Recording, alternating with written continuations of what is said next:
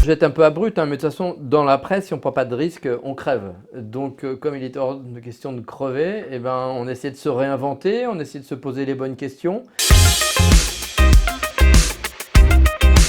Celui qui pouvait passer pour le grand favori et qui s'appelait Robert Lewandowski, par correction, je l'avais appelé pour le prévenir, lui dire voilà, cette année, il n'y aura pas de ballon d'or, c'est pas contre toi.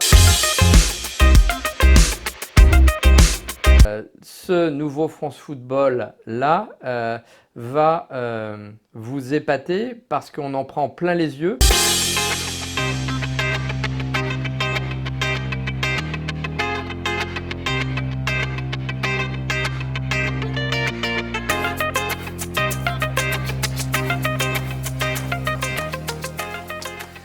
Alors, nouveau numéro de COP aujourd'hui, et je reçois Pascal Ferrand, enfin plutôt c'est lui qui me reçoit dans les locaux de France Football. Bonjour Pascal. Bonjour. Alors, bon, tu es au gouvernail de ce monument footballistique français depuis 2016. Moi, j'avais des questions à te poser concernant, non pas le passé, parce que bon, on va pas présenter France Football, on connaît la Bible du football qui est née dans les années après-guerre, hein, en 1946. Et moi, c'est pas pour parler d'histoire, c'est plus pour parler du présent, parce qu'il y a des grands changements qui se sont opérés dans ce monument, comme je disais actuellement. Il y a des changements éditoriaux, des changements de ton, un changement de fréquence de parution. Pourquoi il y a autant de changements actuellement chez France Football ? C'est à la fois très simple et très compliqué. Pourquoi autant de changements en même temps? Parce que d'une part, parce que je pense qu'il était temps, et d'autre part, il s'agissait de nous adapter à un foot qui est en pleine mutation. C'est-à-dire qu'on se rend compte que là, dans les années 2020, le foot change. On le consomme différemment. Il y a même les règles qui changent. Il y a l'arrivée de la VAR, il y a le financement des clubs. Bref, la matière footballistique est en perpétuelle évolution. Et pour mieux l'appréhender, pour mieux la raconter, pour mieux l'expliquer, il nous a paru plus pertinent de prendre un petit peu plus de distance, un petit peu plus de hauteur, et donc d'accéder à un format désormais mensuel, ce à quoi on est passé depuis le mois de juin. Donc là, on est en train de préparer le 3e numéro de France Foot mensuel. Jusqu'à présent, enfin, les 2 premiers numéros ont reçu un accueil plutôt assez encourageant. Donc ça nous donne quelques indications aussi sur ce qu'on doit un peu corriger, ce qu'on doit renforcer. Mais c'est vrai qu'il s'agit d'un virage quasiment pas à 180 degrés, mais un vrai virage dans l'histoire, dans la longue histoire de France Foot, mais il était temps. Alors justement, on parle de changement, mais il y a aussi un changement de ton, une sorte de différence de ligne éditoriale, peut-être un peu plus dans l'humeur, dans l'humour, dans l'humain, quelque chose de plus proche. Il ne s'agissait pas simplement de changer l'enveloppe, quoi. C'est-à-dire qu'un nouveau France Foot, c'est à la fois un nouveau concept, sans employer des grands mots, parce qu'on reste malgré tout des journalistes. Mais il s'agissait un peu de tout dépoussiérer. C'est vrai que France Foot avait une réputation un petit peu d'ancien, qu'on respecte, qu'on vénère, qu'on écoute, mais parfois qu'on aurait bien aimé voir un peu bousculer. Et bien là, c'est ce qu'on a fait. On s'est bousculé un petit peu, on s'est un petit peu modernisé plutôt que rajeunir, parce que rajeunir, je ne sais pas trop ce que ça veut dire. Moderniser, je sais, c'est-à-dire qu'on est davantage en adéquation avec oui, les enjeux du moment, et puis en mettant peut-être un petit peu plus de légèreté, un petit peu plus ouais, d'humour dans notre approche, ça fait pas de mal. Alors justement, c'est peut-être la volonté d'être moins, comme je disais tout à l'heure, monument historique et plus quelque chose d'actuel et de moderne. Disons qu'en changeant de rythme, on abandonne, on met de côté ce qui a fait à la fois notre force et notre fonds de commerce, le feuilleton. Le feuilleton des compétitions, maintenant, on les suit de très très loin. Parce que quand on est un mensuel, on ne va pas s'amuser à recenser tous les résultats, ce qui a fait un peu notre légitimité sur les 50 dernières années. On savait que quand on achetait France Foot, on allait pouvoir avoir les matchs, non seulement ceux qui se déroulaient en France, mais également en Europe et dans le monde entier. Là, les compétitions, au terme stricto sensus, on s'en affranchit un peu pour aborder, appréhender la chose footballistique d'une manière un petit peu plus thématique. Voilà, on va dire qu'on réfléchit un petit peu plus. On va pas être prétentieux, mais on va essayer d'être beaucoup plus curieux, quoi. Beaucoup plus curieux. Le but, c'est quoi? C'est de reconquérir un public ou d'aller chercher un nouveau public? Les deux à la fois, c'est-à-dire que la presse magazine se trouve confrontée on est tous confrontés aux mêmes exigences, c'est-à-dire qu'il faut essayer d'entretenir une certaine forme de légitimité, de crédibilité, de satisfaire un public toujours plus expert, et puis de se démarquer de la concurrence. Ce sont des challenges qui sont hyper ardus, hyper compliqués, mais qui sont passionnants. Et là, donc, en faisant un pas de côté, certes, on abandonne un petit peu tout le suivi classique, mais on espère aller sur des terrains qui sont encore à défricher, c'est-à-dire en termes d'enquête, en termes de reportage, et puis en termes aussi de digestion du passé, ce qu'on fait à travers le Ballon d'Or ou ce qu'on fait aussi à travers une rubrique qu'on a instituée qui s'appelle Au tableau. Chaque mois, on demande à un coach de revisiter un match et de nous expliquer tout ce qui lui est passé par la tête à travers ce match-là. On l'a fait avec Didier Deschamps, là on va bientôt le faire avec Roland Courbis, il y en a plein d'autres qui sont en préparation, et ça, ce sont des véritables marqueurs de ce qu'est le nouveau France Foot. Il y a une vraie prise de risque quelque part dans ce que vous faites, parce que c'est vrai que les lecteurs de France Football sont un petit peu conservateurs, et le fait de changer comme ça un petit peu la ligne éditoriale, même la charte graphique, c'est vraiment une volonté de prendre des risques et de se dire on emmène tout le monde vers l'avenir. Je vais être un peu abrupt, hein, mais de toute façon, dans la presse, si on ne prend pas de risque, on crève. Donc, comme il est hors de question de crever, eh ben, on essaie de se réinventer, on essaie de se poser les bonnes questions, et j'espère qu'on y a apporté les bonnes réponses. Voilà. Alors justement, dans ce que tu dis, quand tu parles de ne pas se laisser crever, en filigrane, tu nous expliques quand même que la presse en général, la presse papier, vit une vraie crise. Hein. C'est pas propre à France Football, mais c'est propre à la presse en général.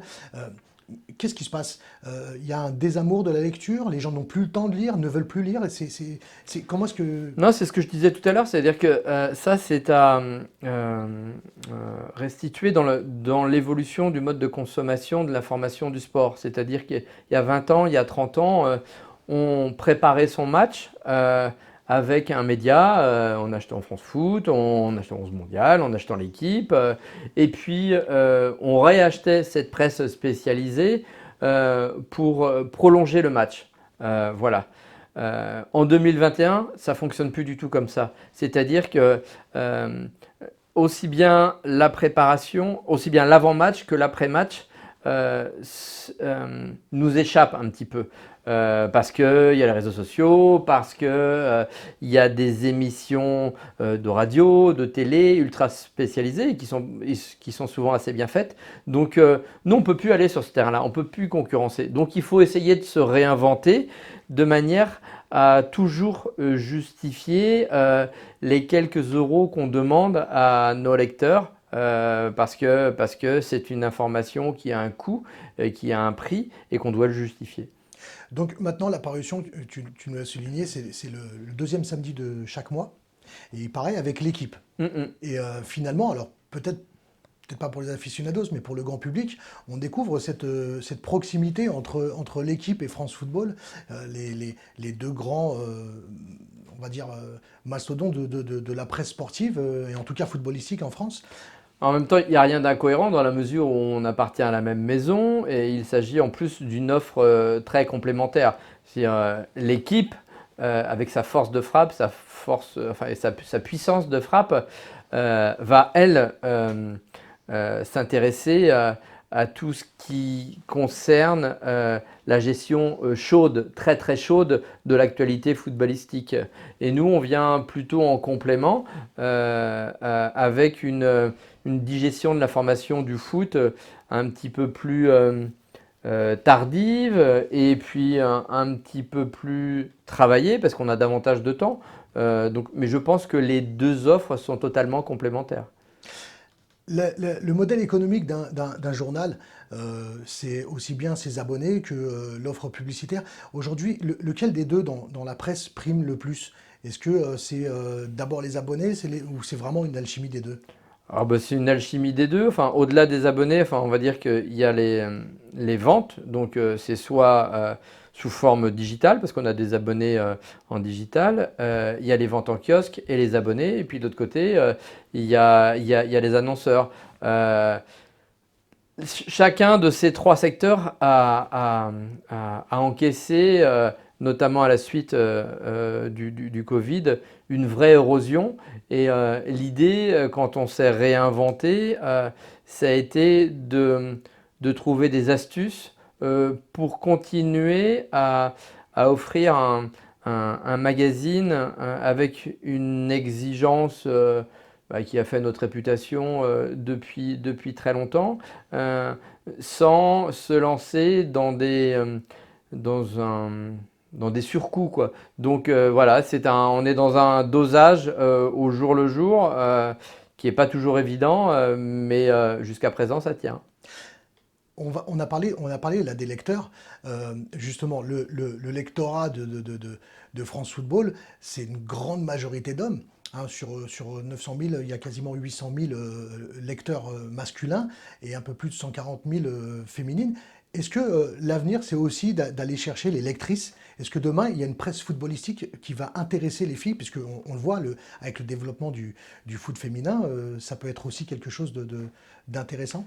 Alors, on n'a pas attendu la nouvelle formule pour s'intéresser au football féminin, hein. Juste en passant, je rappelle qu'on a lancé quand même le Ballon d'Or féminin il y a 3 ans avec la première lauréate, Ada Hegerberg.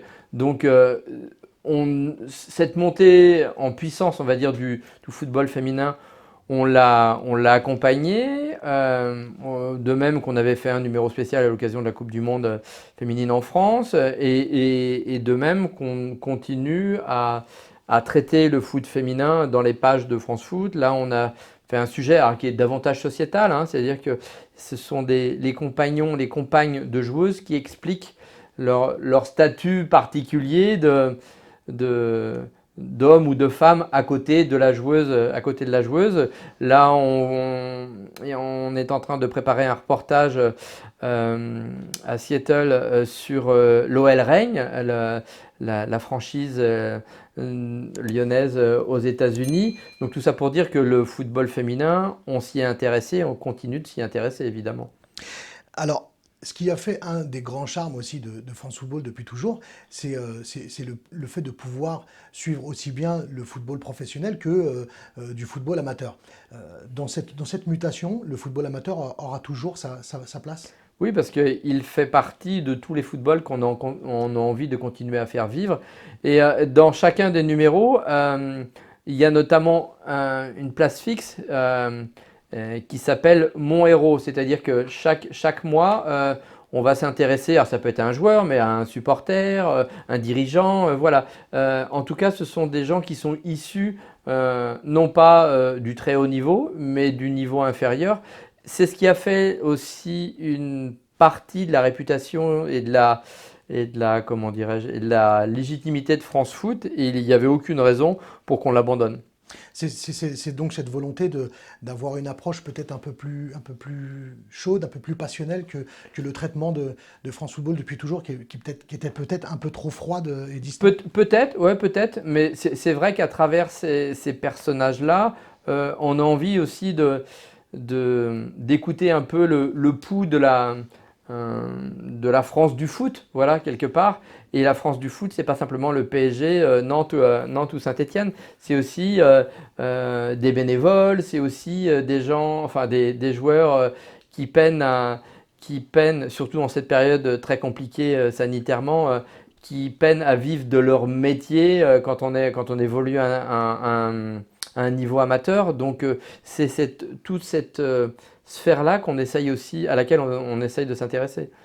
En décembre 2019, le journal Le Monde était quasiment vendu à 65% de façon numérique.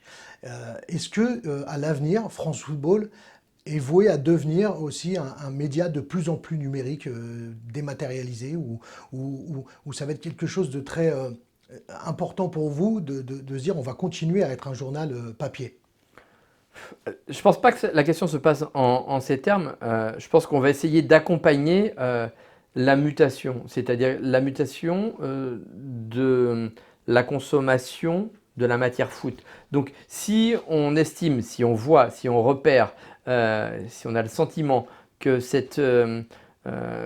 qu'on va consommer de l'information foot davantage en numérique, qu'en papier, ben voilà, on ne va pas aller contre ça. Mais pour le moment, il ne s'agit pas de, comment dirais-je, je pense que c'est un produit de niche, mais que la presse, magazine, papier ne s'en sortira euh, qu'à travers ces petites niches-là. Il faut qu'on apporte une vraie plus-value, qu'on apporte une vraie spécificité, et c'est ça qui va nous aider à résister. Pendant combien de temps encore, je ne sais pas. Alors, faut dire les choses. France Football a un atout majeur, une bouée de sauvetage incroyable. Quand je dis une bouée de sauvetage, c'est dans le sens où finalement, France Football, on peut le dire, sera éternel tant que le Ballon d'Or existe. Euh, oui, enfin, je sais Les pas. deux sont liés. Les deux sont liés, ça c'est sûr. Que c'est une bouée de sauvetage. J'ai pas le sentiment qu'on soit à la dérive. Mais c'est vrai qu'en relançant cette nouvelle formule, on a voulu davantage mettre en valeur les liens qui unissent France Football au Ballon d'Or et le Ballon d'Or à France Foot. Et c'est la raison pour laquelle, au fronton de la une, en une, il est indiqué France Football à l'origine du Ballon d'Or. Et c'est la raison également pour laquelle, dans chaque magazine, il y a au moins une douzaine ou une quinzaine de pages consacrées, on va dire, à au thème du Ballon d'Or. C'est qu'on va aller retrouver des anciens lauréats, on va donner la parole à des jurés, et puis on va essayer, à travers des reportages, des dossiers, d'expliquer pourquoi et comment, depuis plus de 65 ans maintenant, ce trophée, cette distinction dure à travers le temps. Et donc ça va passer par, ben voilà, on a fait déjà un sujet sur les musées, les musées des clubs qui mettent en valeur le Ballon d'Or. Là, dans le prochain, on va parler d'un bar qui s'appelle le Ballon d'Or et qui a une vraie histoire liée au foot. Donc voilà, on va aller faire un tour dans les ateliers Mellerio qui fabriquent le Ballon d'Or. Voilà, c'est tout ce qui fait la grandeur, la spécificité, l'originalité du Ballon d'Or. Et puis évidemment, on va aller visiter et rendre visite à tous les anciens lauréats. On est allé voir Michael Owen, on a fait un reportage sur Gerd Müller, on va en faire d'autres sur Baggio, sur Weah. Enfin bref, le Ballon d'Or ne va pas vivre simplement du mois de septembre au mois de décembre, mais du 1er janvier au 31 décembre. Quand on voit le palmarès historique du Ballon d'Or, euh, le Ballon d'Or, tout à l'heure je le disais, il est éternel. Dans 50 ou 100 ans, des joueurs voudront toujours le gagner de par les joueurs qui l'ont déjà eu. Il y aura toujours cet amour. Jusqu'à présent, effectivement, on n'a pas à rougir du palmarès. Je ne pense pas qu'il y ait de grosses tâches. Je ne pense pas qu'il y ait de, comment dirais-je, de noms dont qu'on aurait du mal à assumer. Et c'est la raison pour laquelle l'année dernière, on a fait une petite parenthèse parce qu'on ne voulait pas inclure dans le palmarès du Ballon d'Or une espèce d'astérix qui aurait suivi le nom du lauréat, aussi justifié soit-il, qui aurait, en gros, on aurait mis un ballon d'or distribué ou décerné dans des conditions assez particulières du Covid et tout ça. Et si l'année dernière, on a décidé de ne pas l'attribuer, c'est parce qu'il nous semblait que toutes les conditions d'équité n'étaient pas réunies. C'est-à-dire que toutes les équipes et donc tous les joueurs n'étaient pas placés sur la même ligne. Donc c'est la raison pour laquelle on a décidé de suspendre pendant une année ce trophée, mais qui va revenir. Et là, on est d'ailleurs actuellement en train de plancher sur la réalisation des listes des nommés, 70 nommés, hein, 30 pour les hommes, 20 pour les femmes, 10 pour le trophée Kofa et 10 pour le trophée Yashin. Et 70 nommés qui seront dans le numéro du mois d'octobre.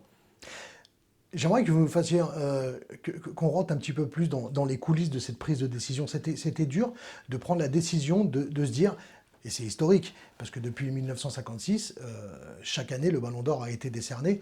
Et là, en 2020, il n'y en a pas eu. C'était vraiment quelque chose de dur à prendre comme décision. Bien sûr que c'est pas facile de faire une petite entaille pardon, à une histoire qui a débuté en 1956 et de se dire ça va être la première fois qu'on fait une pause. Jamais jusqu'alors il n'y avait eu une année sans Ballon d'Or.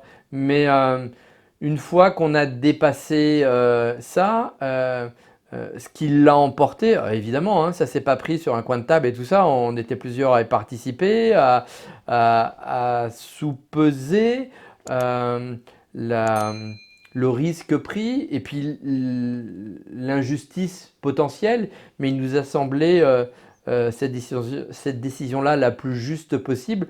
Je me souviens juste que à l'époque, hein, celui qui pouvait passer pour le grand favori et qui s'appelait Robert Lewandowski, par correction, je l'avais appelé pour le prévenir, lui dire voilà, cette année il n'y aura pas de Ballon d'Or.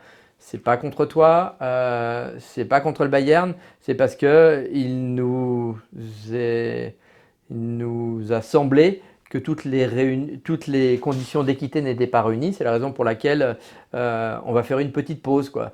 Donc, je ne cache pas que je n'ai pas été accueilli à bras ouverts. Il l'a pris comment, comme ça, Il d'emblée? l'a pas tellement. Enfin, c'est pas qu'il l'a mal pris, c'est qu'il était forcément déçu. Il comprenait pas trop. Mais je peux même pas lui en vouloir de pas